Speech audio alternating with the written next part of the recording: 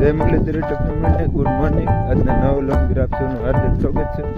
આપણે આવી ગયા છીએ ભેહુની અંદર જ છે ને આ ભેહું અડગ્યામ વહી જઈએ ને પછી ભેહું બીજી ભેહું કેમ ગોતી લેવી આપણે તમને બતાવીએ.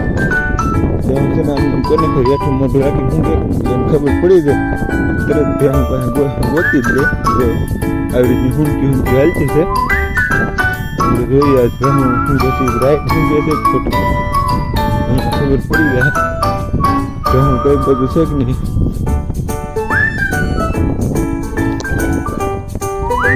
હિમાલય બધું ઓલી મોટી ભેહું ચાલે છે. વેણે વેણે ભેહું છે કૂદી જાય ને આપણે હજી એક બધા ઢોરા છડી ફાઇનલી કરી નાખી. બાકી ભેહું આશીષ કે છે ખોટું કે માને છે. વેણે વેણે કૂદી તો વેને પ્રધાનભાઈ કેવાય તમે ત્યાં પકડી દીધી કોને આમ હું થયું ભેહું ભેજું થઈ જાય આ મૂકીને વેદે તો રેડી ના છે. હું કેટલું આગળ નીચે હેલી જાય આમાં જઈ ગયો છે નહીં મળે મળે છે પકડી દીધા. હા જોઈએ ઠેઠમાં દેખાઈ ગયા છે ને જોઈએ આ જોઈ જાય ઊંચું આપણે અહીં કેમ ખબર રહી હતી.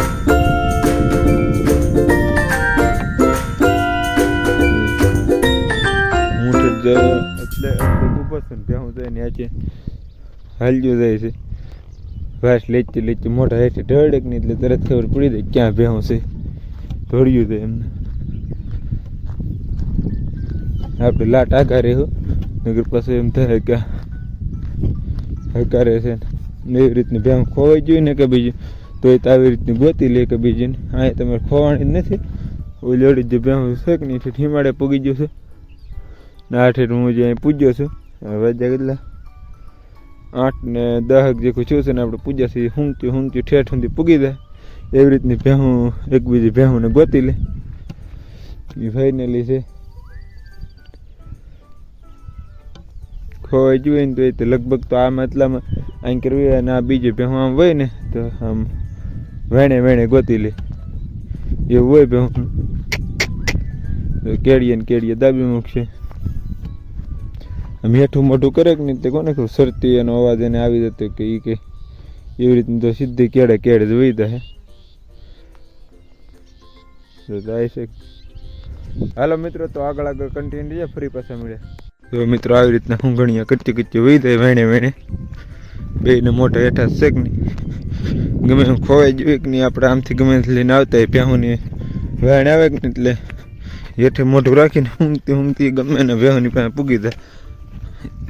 ખોવાઈ ગયું કે એવું ગમે છું હોય કે નહીં આમ શ્રાવણમાં સડી ગયો ને આપણે ખેક ચડાવી દઈએ કે નહીં એટલે એની રીતે જોઈ લે ઊંઘ્યું ભેહું ભેજ્યું થઈ.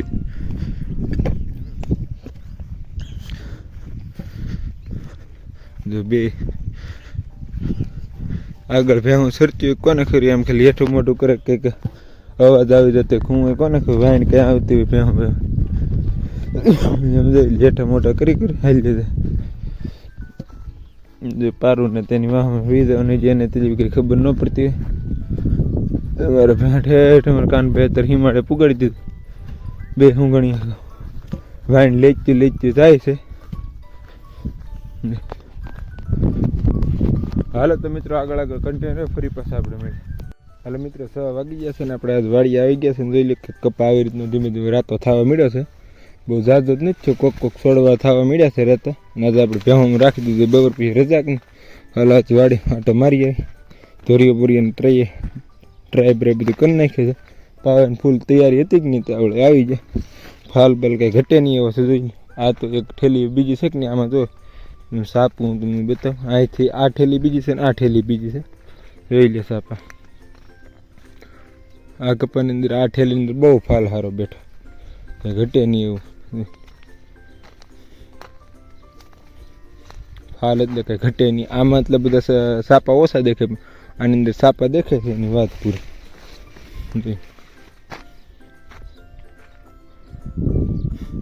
નકરું સાપું જ તે બહુ ફાલ કપા ઠેલી એટલે કંઈ ઘટે નહીં આવી ગયા ખેલા એક છોડવો એક એવો નહીં કે નવો ફાલ ન આવતો. એવડો હાથીનો વરસાદ જોગ ને તોય તે હજી એક આમ જોઈ લો દેખાડી દો. એ ખાસ કાંઈ એવું ખરેલ નથી ને કે હાથીનો વરસાદથી ખરવા મળે, પણ આપણે હસોડું ખરેલ નથી. આ જો એક ઓળની અંદર થોડા થોડા રાતા છોડવા છે. આ એટલા રાતા છે પણ જોઈ લે આ ફાલ છોડવામાં બહુ ઉજા નથી કે નહીં તોય ફાલ એવો છે. હવે આપણે તમને લઈ દઈએ રોપમાં. આ થોડી ઘણી નુકસાની છે હાથીથી. ફાલ એટલે કપાની અંદર પહેલી વખત આવો ફાલ આવ્યો આપણે, કે ખાસ એટલો બધો નહોતો આવતો. આ વહેલી પાકતી જાય છે કે નહીં તોય તો આવો ફાલ આવ્યો છે. બહુ સારો ફાલ એટલે કંઈ ઘટે જ નહીં. આમે તો બહુ કોક છોડવા ઘણા રાતા થવા મળે છે. હાથીને થોડી ઘણી નુકસાની છે. આપણે બહુ ખાસ તો ન કે આ ભાગની અંદર જાય. અહીં આપણો રોપ છે.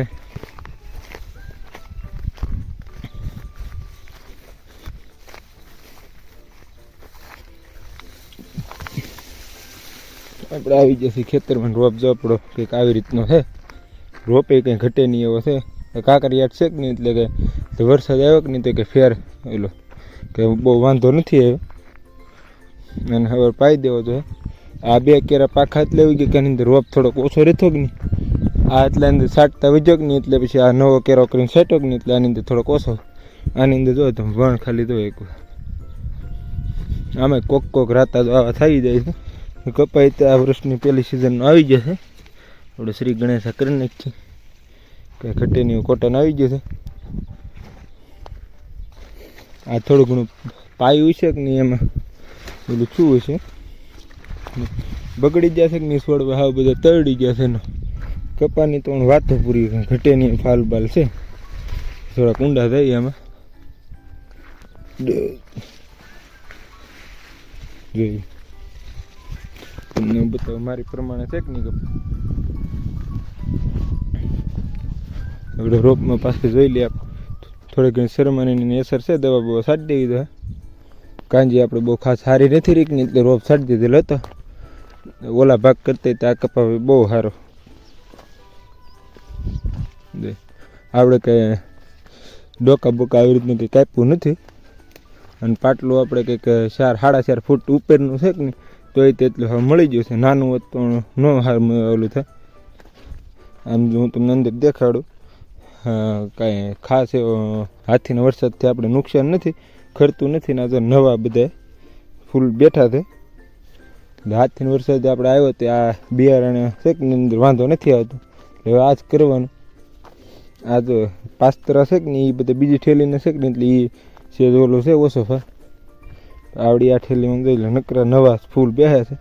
આમ પ્રોપર અંદર બેસીને તમને દેખાડું જોઈ લે. આ વોલની અંદર તમને ત્યાં એટલા બધા કોક ખરેલું છે કંઈક ભાગ્યા, કે ખરેલ નથી એવું બધું.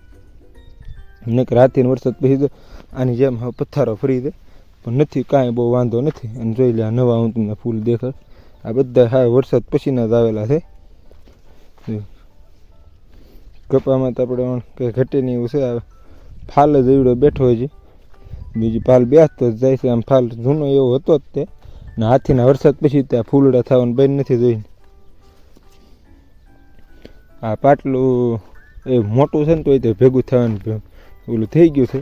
નાનું હોત તો ભેગું થઈ જ ગયું 1.5 ફૂટ. જે પાસ્તર બીજી ઠેલીને છોડવા છે કે નહીં, એ થોડાક રાતા થાય છે. ઓલી ઠેલીને નથી થતા. જોઈ લો આખો છોડવો હેઠેથી માથે ઊંધી ભીરો એક ધરકો.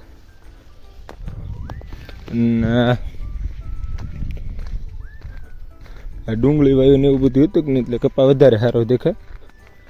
ખાતર જેખું ગણ કરે ડુંગળી. આમ જોઈ લે આની અંદર ખરેલી સંખ્યા હાવ ઓછી છે, પણ નવા સાપા જોઈ લે અહીંયા એમાં કંઈ ઘટે જ નહીં.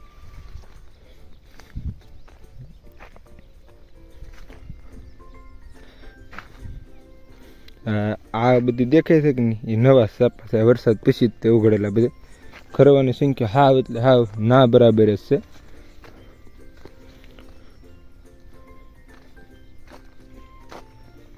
તમને એક વારમાં આપણે થોડું હેઠા સુધી આવું રાતું છું છે કે નહીં. આ ડૂલ સોપેલ છે કે નહીં, એનો જે બીજી ઠેલીનું બીબડું છે કે નહીં છું છે, આ એકમાં નથી છું. હસોડ